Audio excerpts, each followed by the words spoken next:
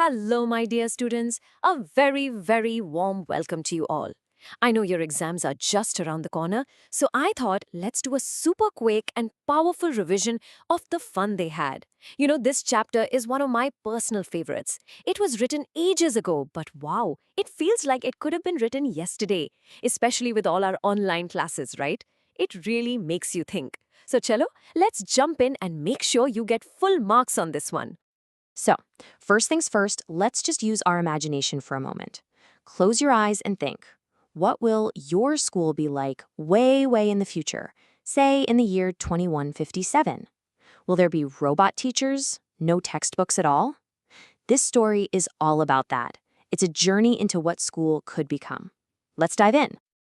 All right, so let's meet our main characters. The story is all about two children. We have Margie, she's 11 years old, and then there's her friend Tommy, who's a little bit older, at 13. And here's the crazy part. This story is set in the year 2157. I mean, just think about that. That's more than 130 years from now. It's so far in the future, it's hard to even imagine what life will be like, isn't it? And this is maybe the biggest difference right away. See, for Margie, her school isn't a building you go to. No, her school is just a room in her house with a machine in it. Just compare that to our schools today, with all our friends, the assemblies, the noise, the fun. You can already see how different and, well, a little lonely her school life is. Now, the whole story really kicks off when Tommy finds something absolutely unbelievable.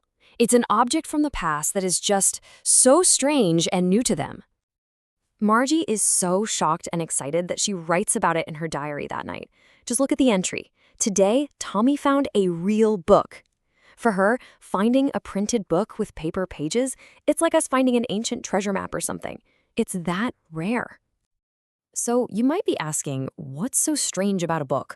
Well, in their world, everything is on a screen, on what they call telebooks. So for them, pages that were yellow and crinkly were just weird. But the biggest shocker, the words didn't move. They just stood still. And when you turned back to a page, the same words were still there. Tommy even says it's a waste because you read it once and then you throw it away, unlike his screen that has millions of books on it. And can you guess what this super strange, ancient book was about? The one thing in the world that Margie just could not stand? It was about school. So the moment the topic of school comes up, it brings up all these bad feelings for Margie. And that's because, well, she has a lot of problems with her own school. Her reaction is instant. School? What's there to write about school? I hate school. You can just feel how much she dislikes it. The very idea that someone would write a whole book about school is just ridiculous to her. And when you look at her teacher, you can kind of understand why she feels that way. This is it.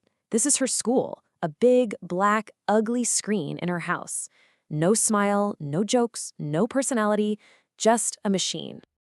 Okay, everyone, pens down, eyes here. This is our special exam prep corner. Now, this next question, it is so important. I've seen it pop up for 3 marks so many times in the exams, so listen very, very carefully, okay? The question is a simple one. Why was Margie doing so badly in geography? Chalo, let's break down the perfect answer. You have to write these 3 points to get full marks. First, the geography part of the machine was set too fast for her. It was at a higher level.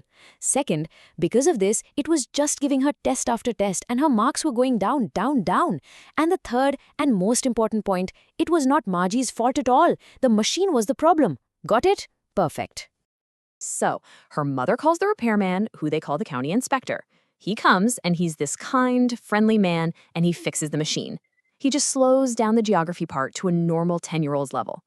Actually, Margie was a bit disappointed, you know? She was hoping he'd take the whole machine away for a month, like he did with Tommy's teacher once. But nope, no such luck for her. So now that Margie understands that this book is about a different kind of school, the whole conversation changes. And Tommy, because he's older, starts explaining what these old schools were actually like. Now, this slide is super useful for those comparison questions in your exams. Margie's teacher is a machine, right? At home, personalized for her. But the teachers in the old days, they were people, a man. Margie can't even believe it. And this person didn't live in your house. He taught hundreds of kids all at once in a special building. And the idea of the school itself just blows her mind. A special building where all the kids from the entire neighborhood would go, and all the kids of the same age would learn the exact same thing? But the best part for Margie, the thing she finds most amazing, is that the kids could actually help each other with their homework. Imagine that.